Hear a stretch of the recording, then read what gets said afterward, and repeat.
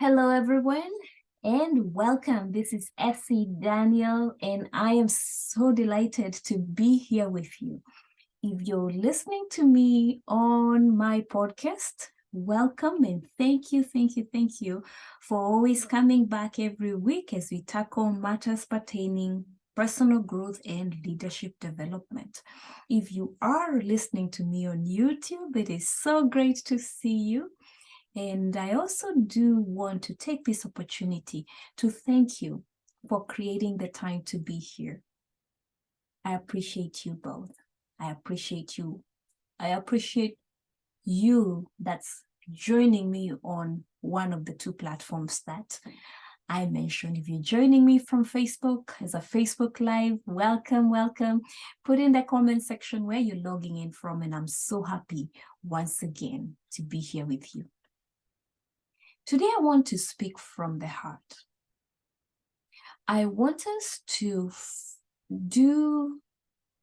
take inventory of what the year 2022 was to you. We are close to the end of the year. And just like in any business or in any ministry, it's always great to look back and see how well did I do? What could have been different? What went really well? And what should I what should I do away with going forward? In other words, those are the 3 Ds. We're looking at what do I want to continue doing? What do I need to stop doing? And what should we probably put on hold because it did not give us the results that we expected? So let's look at how we can best review our year. One of the lessons, the biggest lessons that I've learned from my mentors in the Maxwell leadership, and especially our dear Chris Robinson, is it's very important to take a look at the pictures that you have on your phone. Just take a day and review the pictures, because each picture will bring memories that otherwise would have been missed or forgotten until you see it or that memory comes to mind. But a picture is worth 1,000 words. So take some time as you review your calendar, or rather as you review the year, and see what events did you go to this year that you want to continue to attend? What events did you attend that you should not attend going forward, either because they are not they are not benefiting you at this particular moment? So what events did you attend that you want to attend more of in the coming year? What events do you need to stop attending? What events did not have an effect? They were not so good, but you're not so they were not bad. You enjoyed them, but at the same time, you don't see how they'll continue to help you, especially in line with your purpose and what you're doing and where you need to be next year at a time like this. So we've talked about the events. How about the people? The people that are on your phone. They are people that added so much value, and you want to keep those people. You want to talk to those people in the coming year.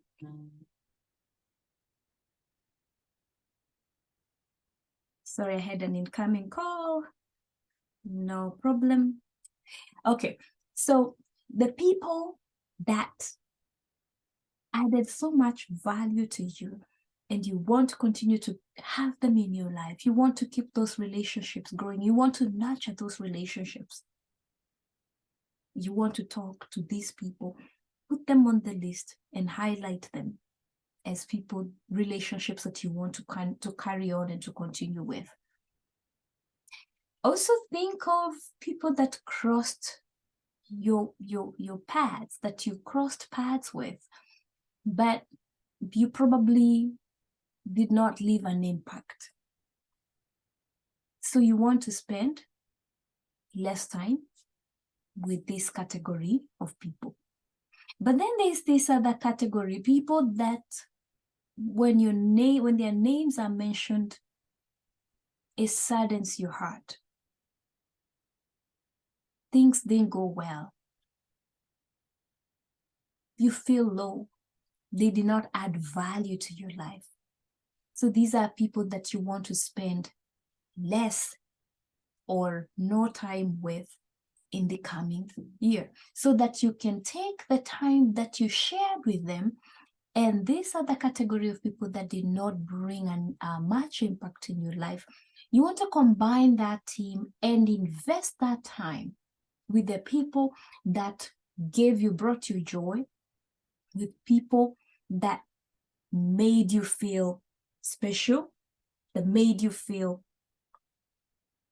wonderful, that added value to you. And this category of people could be family members. You want to spend time with your family members. So when you take this other time from this other category, invest that time with your family members, invest that time with friends, invest that time with businesses and co-workers and networking groups, because that is time that now has been captured back and given it back to you. So distribute that time wisely in the coming year. And then think about places that you visited. When you're still looking at the pictures on our phones, think of places that you visited. How did you feel about that picture? When you see that picture, how do you feel? Do you feel energized? Do you feel happy? Do you feel like you want to smile, or do you even automatically smile when you look at a specific picture? You want to include those events in the coming year. Maybe this can be your vacation sites, or a weekend getaway site, or just a place that you want to see again, that you want to visit again, and with the right people, right? So highlight that yellow, or rather highlight that green for go, green for growth, and incorporate those places in the coming year.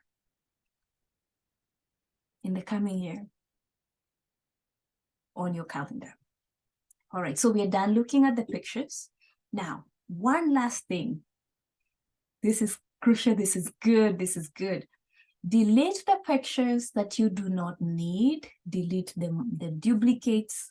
Delete pictures that you have more than one of a kind. Get rid of those to create space for the coming year. All right, next, look at your calendar. Get your calendar and get your planner. And look at the events that you attended that made an impact in your life, and find out those events when they are in 2022. Block your calendar for 2022 on your calendar, on your 2023 calendar. Block your calendar for those specific events. All right. Look at what brought you joy, what brought you fulfillment, what you enjoyed doing, and do more of those activities, attend more of those events, and spend more time with the people that are on your calendar that made you feel your best, that added value to you.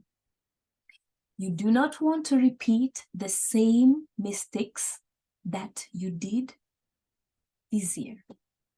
I know we don't call them mistakes, we call them lessons. So we do not want to repeat those same, take those same steps, because we'll get the same results. So let's take the lessons, let's harvest the lessons that we learned from those experiences and apply them in 2023. And I also want you to think in terms of, what do I want? What's the end result? Fast forward, it's 2023, November, December. What will you want to have accomplished? Keep that in mind, because that's your goal. That's your big, hairy goal that you want to achieve by the end of the year. And then prioritize. This morning, I had the honor and the privilege of being on a teaching call, or what we call our Maxwell Leadership Africa meetup. And we had the amazing Deb Esslinger, our mentor and our friend. And I like what she mentioned as far as prioritizing is concerned. She said that every day she has had 3 big rocks. And those big 3 rocks are the things that she must accomplish by the end of the day. And she said that she schedules everything, including down to that family meeting. It's all scheduled on her planner, on her calendar. Be it even having a coffee with her friends, it's all scheduled. Because when you schedule things, then chances of you forgetting and missing those meetings are very slim. So I try to take some time, create some time every week to prioritize, to plan out your week, to map out your year, to map out your quarter of the year. I like what she said, that every year she starts a new, every quarter she starts a new year. And I love that, because I do the same, and it has helped me a lot. In the beginning of this last quarter of this year, I had to move a little bit faster, because I looked at some of the goals that I wanted to achieve this year, and I realized, whoa, I am not on track to accomplish those goals.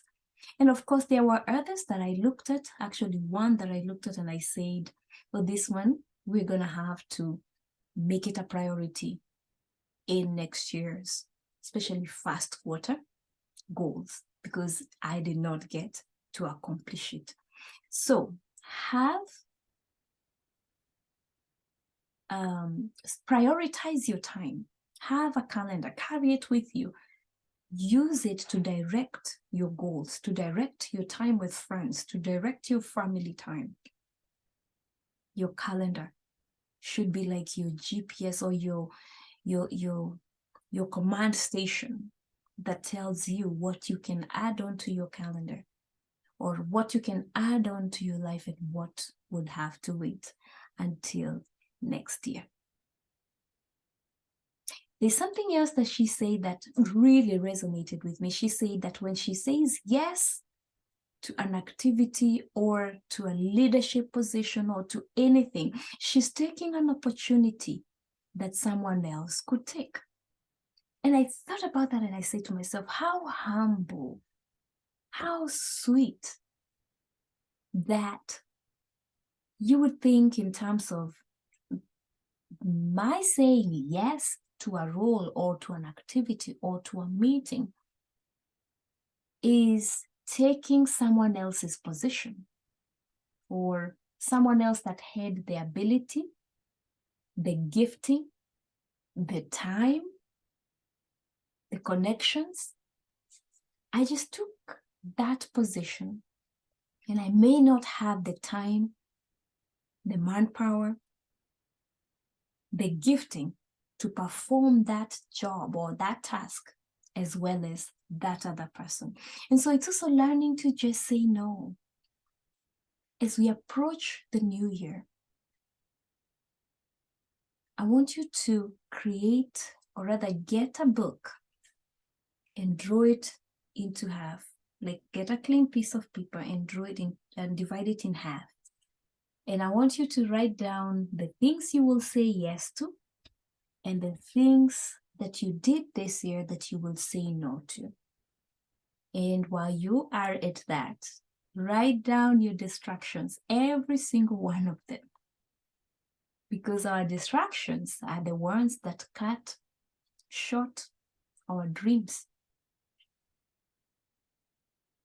They distract us and they get us off the path of our goals.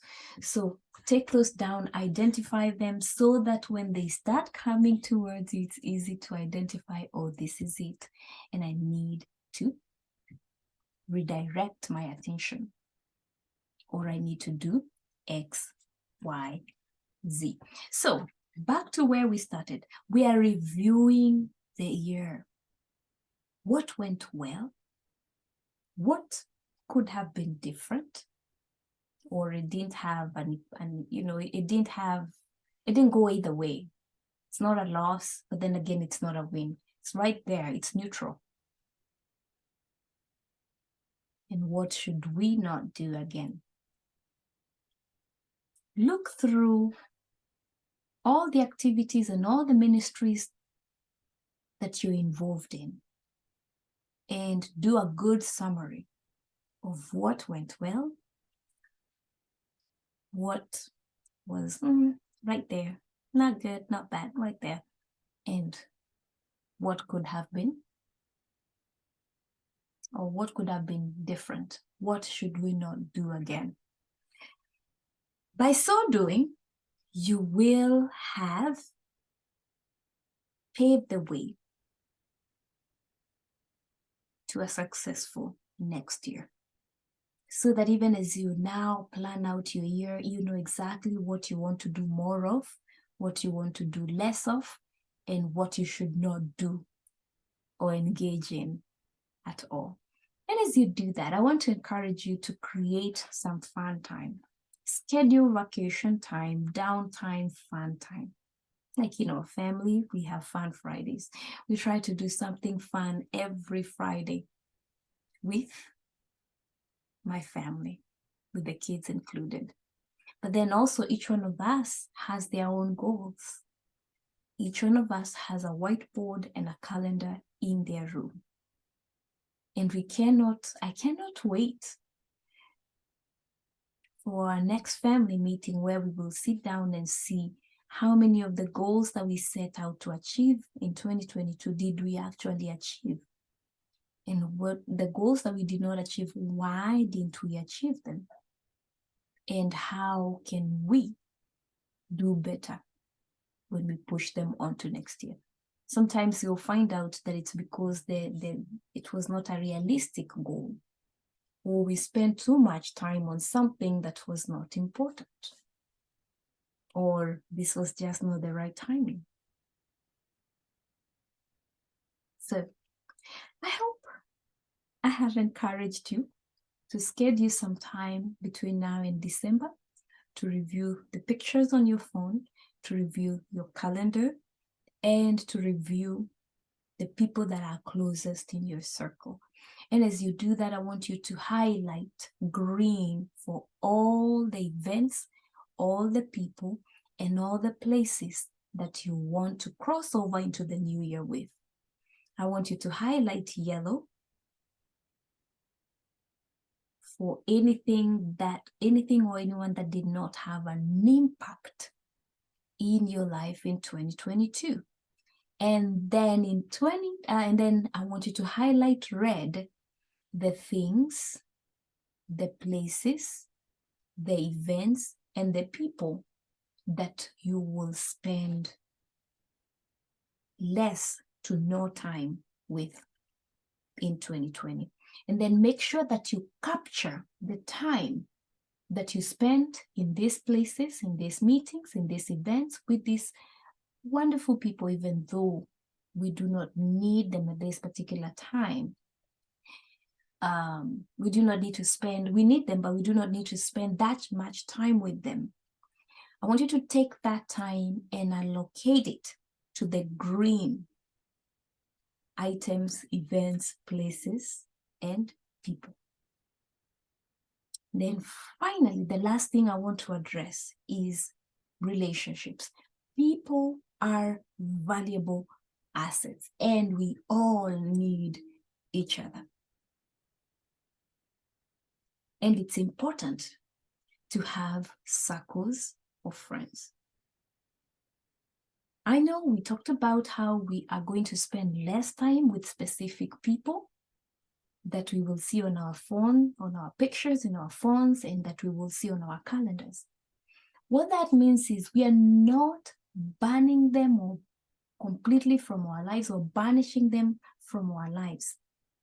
We're just going to move them to an outer circle so that we can spend more time with what and who is truly, truly important at this time. For example, let me give you an example, and I'm trying to find the right words to say this. You want to spend more time with your family, your spouse, and your children versus spending more time with your girlfriends or your men friends, maybe having coffee. And there is a place for that, don't get me wrong. But if you're spending more time at work and less time with your children and your spouse and yourself, it is just going to be a matter of time before you feel the impact of having spent less time with what is truly dear and near to us. That personal time with God, that personal time with every single one of your children, that personal time with your spouse. And let me say this in order: your relationship with God, your spouse, and then time with your children, and then time with the rest of your family. Create that time in 2022. Work relationships have their place. Time with best friends and other close acquaintances, all these have their places, but let's get the circles in order. When we think about the story of Jesus, he had circles. We see the crowd, we see the 72, we see the 12 disciples, and then we see the 3 that are closest to him, and then we see the 1. And even as you have that one that is dear and near to you, make sure you're also having time to cultivate your relationship with the source of our lives, God, the Maker. So as you go through your calendar, as you go through your photo album on your phone, place those relationships in place where they need to be. Because when things are out of balance in our homes, it shows, it reflects at work, it reflects in our academics, it reflects on our health, it reflects everywhere else. So let's get back to the basics. Let's realign things. Time with yourself and God, time with your spouse, time with your children, time with the rest of the family, and time with the friends and the acquaintances and everybody else. I hope that was helpful. Thank you for creating the time to be here with me. I appreciate you so dearly. And that's why I create the time every week to come and be here with you. If you haven't liked and subscribed, or rather, if you haven't subscribed to our channel, I want to ask you if you may consider subscribing to our YouTube channel. It's Aspire Global Leadership on YouTube, so that you do not miss future videos that we will create, either myself alone or the rest of the families. By the way, on our YouTube channel, we have Isaiah and his style of teaching. Isaac and his style of teaching, Daniel and his style of teaching, and sweet little Stella with her style of teaching. So come check us out, Aspire Global Leadership Consulting on YouTube. Thank you so much for your time. God bless you. Merry Christmas and a Happy New Year. Bye-bye for now.